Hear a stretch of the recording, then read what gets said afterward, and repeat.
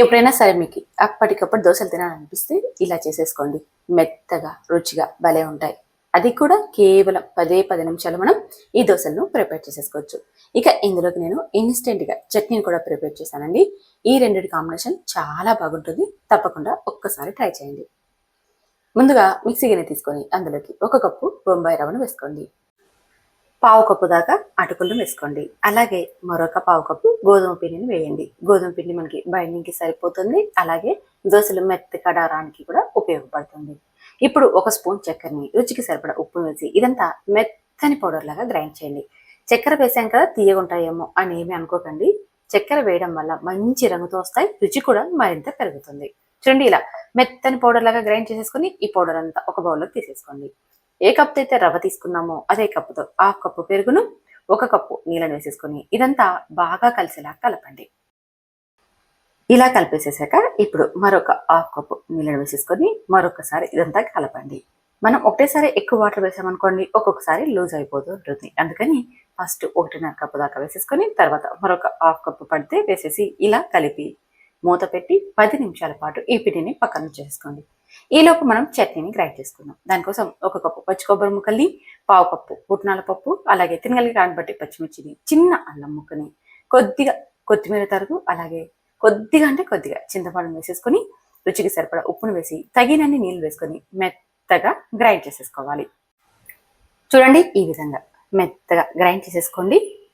మరి పల్చగా లేకుండా కాస్త తిక్కగా ఉందనుకోండి, ఈ చట్నీ రుచి చాలా బాగుంటుంది. ఇప్పుడు ఇదంతా ఒక బౌల్లోకి తీసుకొని కొద్దిగా పోపును వేసుకున్నాం అనుకోండి, చాలా రుచికరమైన ఇన్స్టెంట్ చట్నీ అయితే తయారైపోయింది.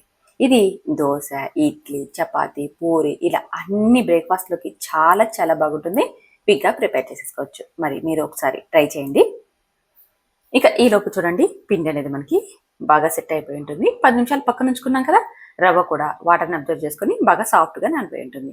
ఇప్పుడు కాస్త తిక్కగా అయిపోయింది కదా పిండి. ఇప్పుడు ఇందులోకి కొద్దిగా వాటర్ని అయితే యాడ్ చేసుకోవాలి. అలాగే వంట సోడాను కూడా ఒక చిటికెడు వేసేసుకోండి. ఇలా వేసేసుకొని ఇదంతా బాగా కలపండి. చూడండి, పిండి అనేది ఈ జారుగా ఉండాలి. రెగ్యులర్గా మనం దోశకి ఎలా అయితే పిండిని కలుపుకుంటామో అదే విధంగా ఉండేలాగా చూసుకోండి.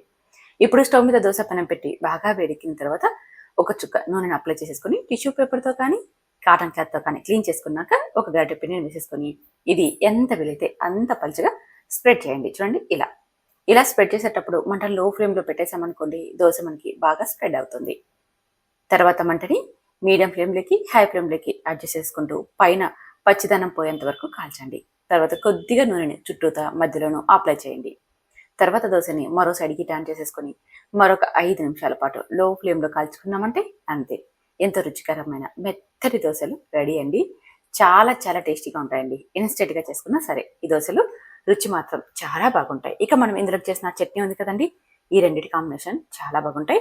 మీకు ఇలా పెద్దగా కాస్త గట్టిగా ఉండే దోశలు వద్దనుకుంటే ఇలా మెత్తటి దోశలను కూడా వేసేసుకోవచ్చు.